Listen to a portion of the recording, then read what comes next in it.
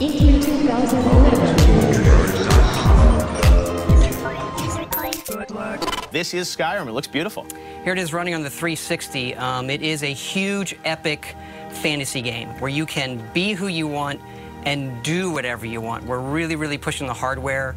We've rewritten all the graphics, all of the gameplay this go-around, and we just want to fill a world with detail. All the little things. You can look at these plants, so micro detail, macro detail. You can walk to the top of that mountain. If you've played our stuff, you know these are huge games that are wide open for you to explore and do what you want. We have a new animation system, so you can play in third person. So some nice blending on the character. That is Dragonborn. That is, you can be whoever you want, male or female. This is the character we're showing. So a lot of people like to play in third person, so it's a real viable option this go around. As you, you've got wildlife. You've got the world is really alive. Really, really alive. So we push for, and it's you are who you play. The right trigger does your right hand. The left trigger does your left hand. And so as opposed to picking a character, you just be who you want, do what you want. So now I'm kind of being a battle mage, where the left trigger is casting this healing spell, and I can put that in any hand if I want. So right trigger, and then left trigger. Wield spells, and you power up. What's cool is if you pull both triggers at the same time, you get a more powerful version of that spell. Now we're headed up high up into the mountains where it gets snowy to this Nordic ruin. This is one of our over 150 dungeons that we have in the game, and the ancient Nords used to worship dragons.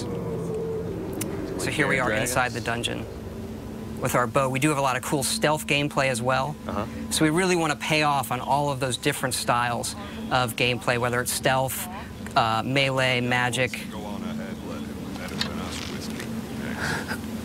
As this person is switching between first and, or in this playthrough, first and third, do you think a lot of people are going to play it that way, or? I prefer first person myself, but I notice a lot of people just like to run around in third person. You can also dual wield swords. Okay, wow. Actually, you can dual wield any one-handed weapons.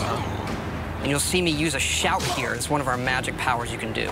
There are a lot of shouts throughout the game, right? These dragon shouts? Yep.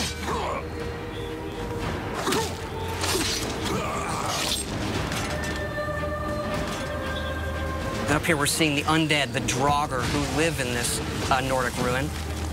Using a flame spell in my left hand, sword in my right. And then another shout power. And how do you gain these shout powers throughout the game? You'll see some of that coming up, actually. But you learn the words, and then you have to unlock the ability to use them. So you learn these words of power in the dragon language.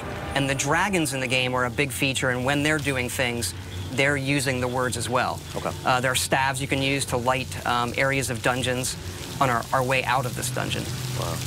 We use water as a nice feature to guide you out sometimes as well. Now you have a new sort of story system in this too, right? A Radiant story system? Radiant story that guides all of our quests to make it, since it is a big open game, to give us some more control over the experience you're going to have and make it more dynamic. Wow. Here we're out in the tundra, which is this wide open grasslands in the middle of Skyrim. Oh my God, it's a brand new engine, right? Yep, the creation engine that we built just for this game. So the mammoths, a lot of these creatures are peaceful unless you mess with them. Uh-oh, not a good idea. And you can also breathe fire like the dragons. That's one of the shouts. Okay. I'm going to use coming up here. Dragon breath.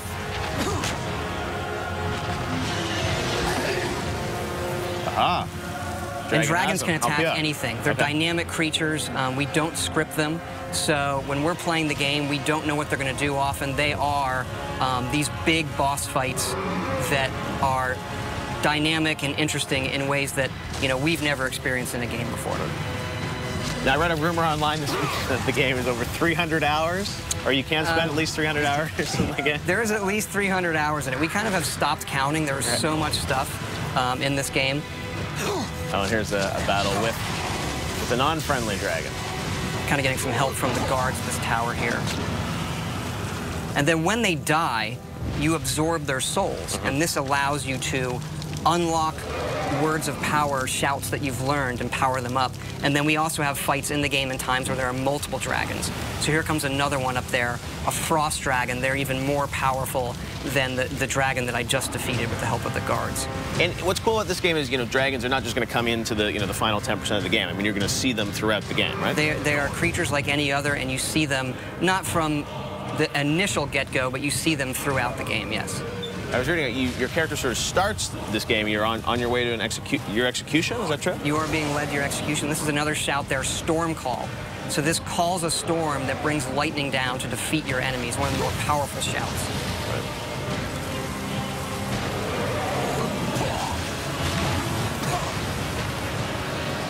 And then once the dragons get hurt enough, they can't fly, and they'll either land or they'll crash.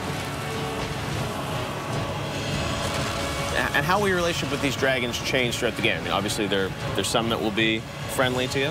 I don't want to quite spoil it yet, but they all aren't out to destroy the world. And why they're back and what they want is part of the mystery of the main quest in the game that you're going to uncover.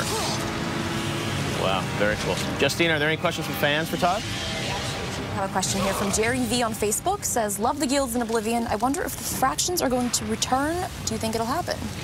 We do have factions returning. Our three main factions are the College of Winterhold, which is like for the mages, the Companions, which is our warrior guild, and then the Thieves Guild, of course. Right.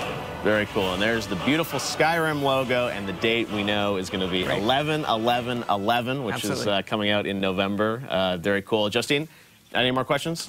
Let's see, Player22 on Twitter says, loving the new engine. Can't wait to see more. Curious with how many environments they will have in Skyrim.